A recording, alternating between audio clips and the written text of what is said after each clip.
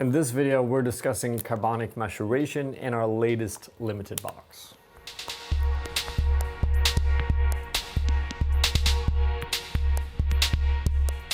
Welcome, my name is Patrick Rolf and this is Coffee with April. For this episode, we are introducing our limited box for the month of January. So basically the first box of the year. And it is what we call a CM box. So basically a box that is focusing on a style of processing, which we refer to as carbonic maceration. Now, this style of processing has been famous for quite a few years now.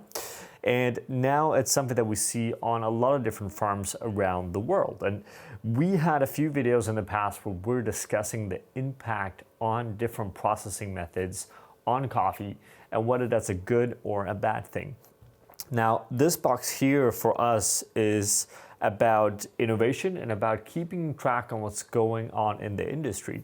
But the relevant question to ask here is whether or not it's a box of the best tasting coffees we've had or not, and what factor the processing in this actually holds. So, interesting question. The three coffees that we have are two Kenyan CM coffees, which is something that we've been very interested in. And one of those lots is a single farmer project from Maguta, and the second one is a cooperative lot from Tageini.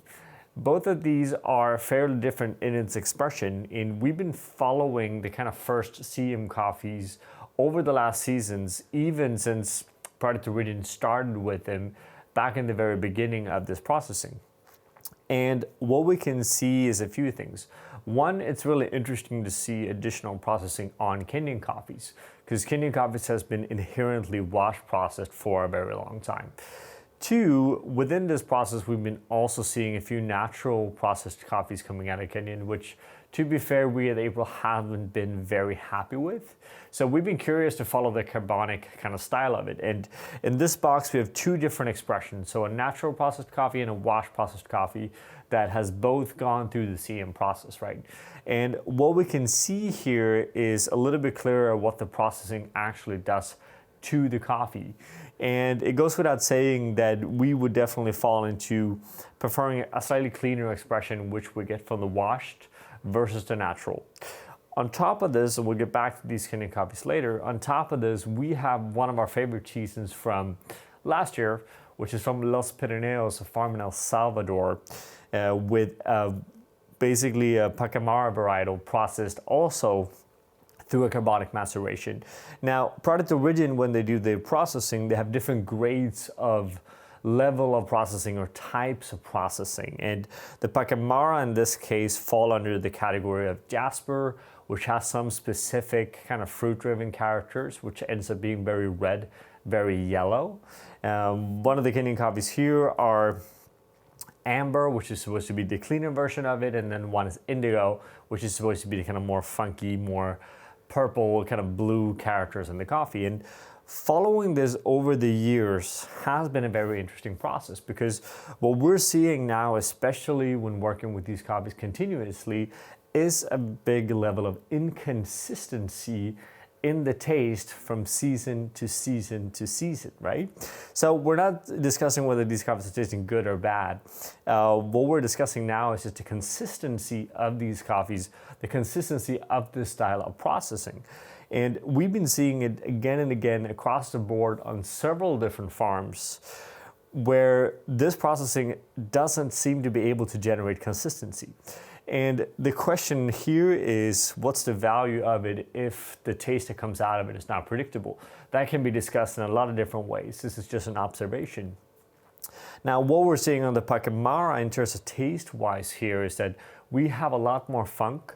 We have a lot more kind of unidentified fermenty notes than what we're used to. Last year, this was a very defined, very clear kind of taste profile in the coffee. So not saying that the coffee doesn't taste good now, we're just saying it tastes different, right? And that's one of those kind of interesting observations that have us question this style of processing. On top of that, again, when we're looking at these kind of higher level of fermentation processing methods, in this case referencing, for example, Jasper and Indigo, they're producing a very similar amount of ferment and a very similar style of taste of ferment across the board, regardless of origin, regardless of varietal, right? And this is interesting because we want farm-specific flavors. That's the whole purpose of sourcing from different producers, different farms around the world. We want to be able to taste the terroir and the quality of that single kind of varietal. Especially when we're talking about the Pacamara, it's very hard to distinguish any of the kind of flavor characteristics that comes with the Pacamara varietal, especially from a farm as good as Los Pirineos is, which has a reputation of being one of the best farms in El Salvador, if not in Central America in general, right? So interesting observation and something that leads to the question being, will April be dealing with carbonic maceration in the future? And I think in general, in the style and format it is now, it makes little sense because it goes against a lot of the values that we're looking at and that we're focusing on, which is again, varietal and terroir. We want that unique taste quality, right? Naturally, there is a few exceptions. There's some farms that seems to be doing this really well, I think Daterra being one of them. But in general, what we see is that the style of processing is adding a very similar flavor or taste layer regardless of where it's done in the world, right? So we're taking away the specific uniqueness of that coffee and making coffees general. And that's not something that we are interested in here at April. That being said, we still have the box. It's still a really interesting taste experience, right? So part of it is also keeping tuned with what is going on, what are the new things, how are they tasting, what's coming up. Just because we don't always love it doesn't mean that we don't taste it. We taste Robusta as well. We're not going to feature Robusta anytime soon, but it's important to see what's kind of coming up and what's in the pipeline for the future of taste in coffee. Now, moving on from this, we're going to let you guys define these flavor notes yourselves. Moving on, we're going to talk a little bit about the roasting, right? So one of the challenges here when it comes to roasting these coffees is that since we're seeing an inconsistency from year to year, it becomes very difficult for us to predict how the roasting should be done, right? So even if we're basically doing measurements on the green coffee, it's hard to predict and hard to make sure that all of those batches comes out in the best way possible, right? So in this case, we're basically going to a Kawa first to sample roast, do some color measurements and see, what is producing the best, tastiest cup from there, and then we kind of take that into the luring format, right? As per usual, we're roasting on a 15 kilo batch size. That's true for all 3 of these coffees. And what we're doing is that we're manipulating a slightly different time, slightly different end temperature as well, a bit depending on the processing, right? One of the observations here, especially with the kind of heavier fermented coffees, is that we have a very, very wide range of color on the beans in the same batch, which is also one of those challenges that makes roasting these coffees very unpredictable and sometimes a little bit difficult, right?